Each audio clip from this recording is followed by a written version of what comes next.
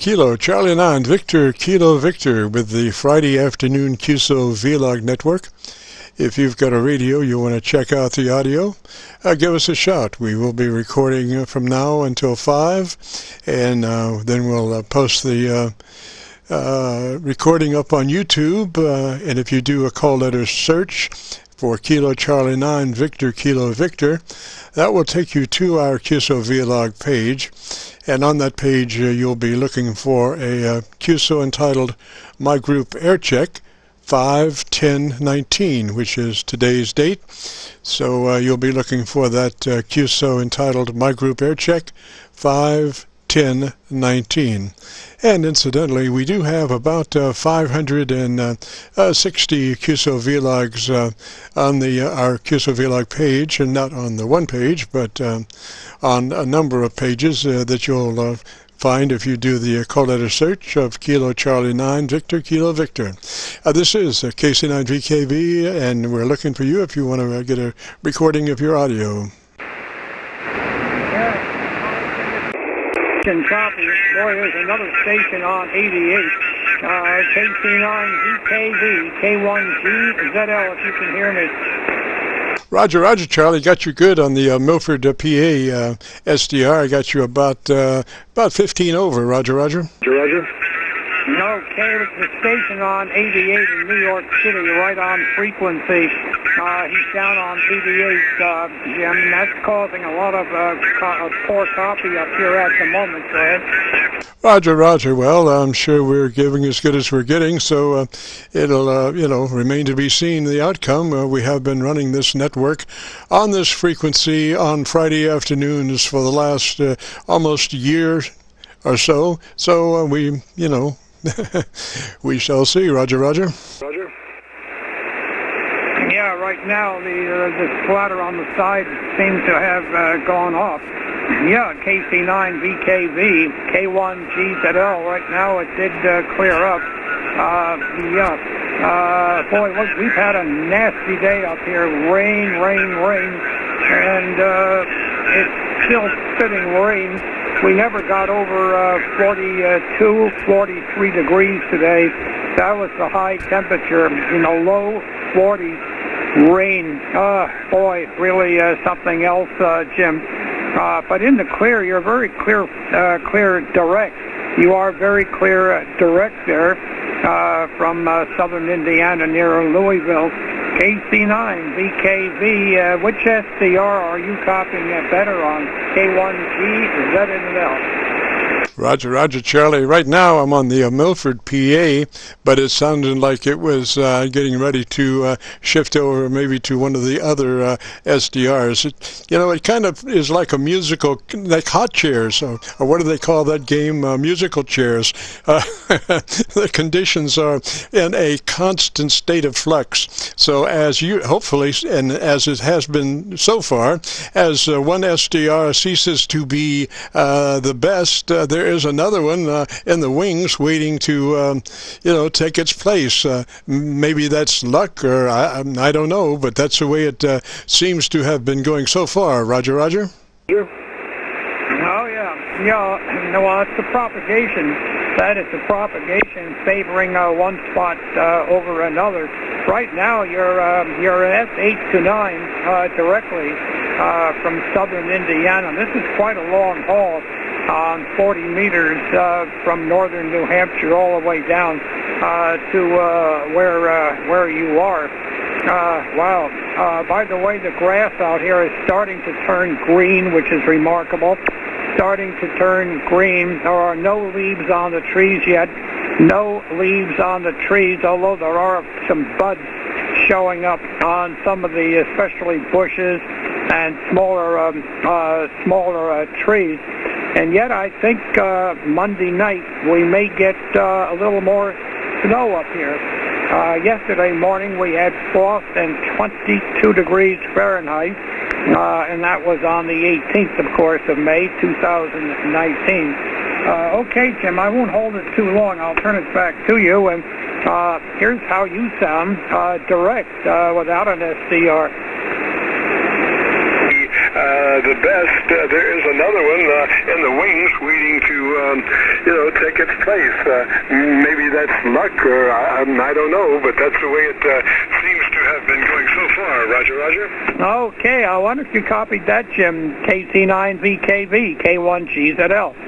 Oh, Charlie, a perfect copy. You must be a 20 over in Milford, PA now. That was just a perfect copy. And before you go now, I wanted to pick your brain or your memory just a little bit. I'm curious about maybe the first transmitter that you had. I'm not sure exactly how old you might have been when you became a amateur radio operator, but I'm just curious about what the first transmitter might have been that you had as a child or whenever you became an amateur radio operator. Okay, well, that in a way is a difficult question as to which one I had. And you see, the first thing, my dad was W2 Mike Uncle Peter, too much useless power, W2MUP, and of course we lived in Elizabeth, New Jersey, 15 miles southwest of New York, and I think he had a Hammerland Super Pro as a receiver at the time, and then a Collins 32 V2. A Collins 32 V2. There might have been something before that, because I remember, I was 6 years old. He would put me on the mic and let me talk to people, even over in Germany in 1938 in different countries, but mostly stateside. We had a huge map of the United States on the wall, huge. And each time we had a QSO, we would put a little mark on the map, and a lot of that was 10 meters. 10 meters. I got my ticket in the fall of 1948. 1948 was the Class Baker, Class B license. Of course, in those days, there were only two licenses, the Class B and the Class A. Now, with the Class B, you could operate the band, but you could not operate 75 and 40, and there was no 40-meter phone, it was CW.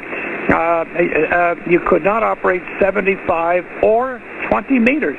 You could not operate either one. That was for the higher class, Class A, and you had to wait a whole year, 1 year, before you could get to Class A. That was a 40-question exam, and of course the Class B was 50, and you had to have, you could miss 13 questions, but you could not get below 74% or you flunked. And you had to wait. You had to wait to get a notice back from the FCC, Federal Communications Commission. You either passed or you did not. But of course, in those days, you had to have 13 words a minute to get your license. The first time I tried it, I flunked. I passed the code, no problem. But boy, I flunked the theory. But once I got my ticket, you have to wait 1 year before you could go for your Class A. And back in the old days, my dad, I can't remember if there was anything below there might have been before the Collins 32 V2 transmitter, put out about 120 watts. And then I inherited that when I moved to Maine. And he gave that to me, and I used that in Maine. And then I got other rigs of various, trying to remember them all. And at my age, I start forgetting them, Jim. KC9VKV, K1GZL, Clarksville, northern New Hampshire. Roger, Charlie. Now the question is, was it all CW, or were you working a phone also? I was operating both, but mostly phone. I've always been mostly a phone man because I'd rather have, to me it's more of a direct communication, but as in one of your earlier reports we had made when I was up at ARRL in the summer of 1951 as operator at W1AW, they were strongly CW. Oh boy, everything had to be CW. Oh, and 40 meters was strictly CW. And those were the days. Those were the days. But I've been more of a phone man. But in the Navy, of course, I did use a lot of CW. Go ahead. Oh, Roger, Charlie. Well, you caught me in the middle of coffee, but I shall press on. I have a narrow ledge where I keep my coffee stash, and I have to be very careful because actually the coffee cup is about only 2/3 on the ledge. There is about 1/3 of the coffee cup that is in space, so I have to be very careful when I put it back. Leastwise, there will be problems in the shack. But anyway, most interesting, Charlie. I'm going to be picking your brain from time to time about your early life as an amateur radio operator. 1948 is pretty early there. My grandfather was, before the FCC. So I don't think he ever took a test, or it was much later in his amateur career that he actually took a test. But he worked and met Marconi in Blue Ridge. There's a Blue Ridge Observatory up around Massachusetts, I believe, and he met Marconi in 1920.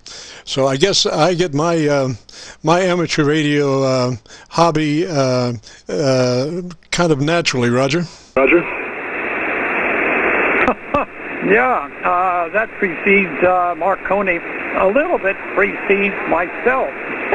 Oh, wow. Oh, boy. Yeah, you're coming in directly 10:09 right now. It's amazing. It's amazing.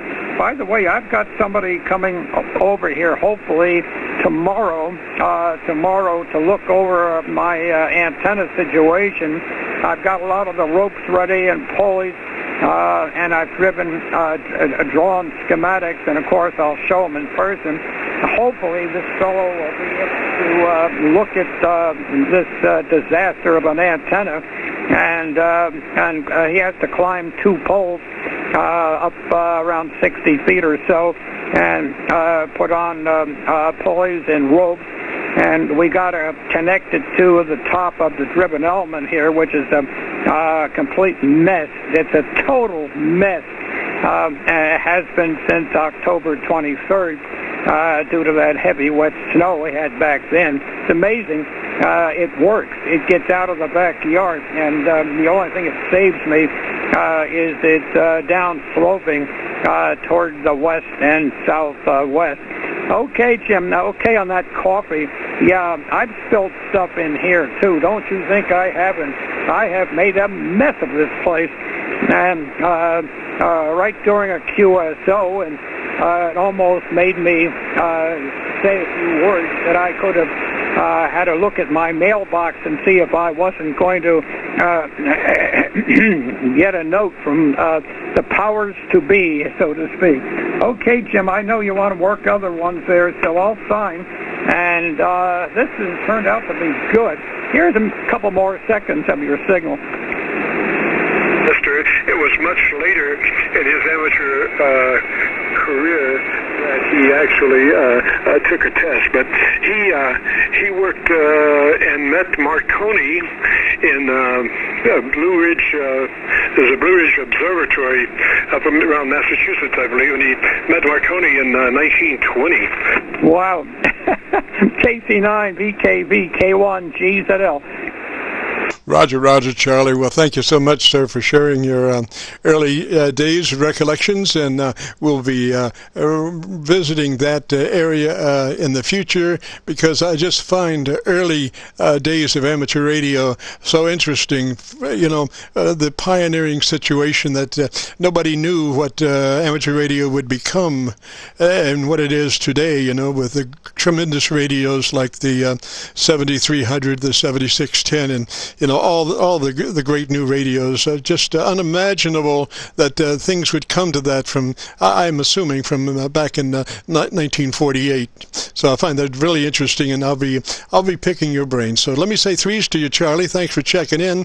As always, love to hear from you, and we'll say threes for now and catch you later. This is KC9VKV and the Friday afternoon Qso-Vlog network, and what we're all about is we are recording from 3:30 Eastern Daylight Time till 5 Eastern Daylight Time. And if you have a radio you want to check out, give us a shout. We are recording, and then we'll post the whole recording up on YouTube. And if you do a call letter search for Kilo Charlie 9 Victor Kilo Victor, that will take you to our Qso-Vlog page. And on that page you'll find a Qso entitled My Group Air Check 5/10/19, which is today's date. My Group Air Check 5/10/19. This is KC9VKV.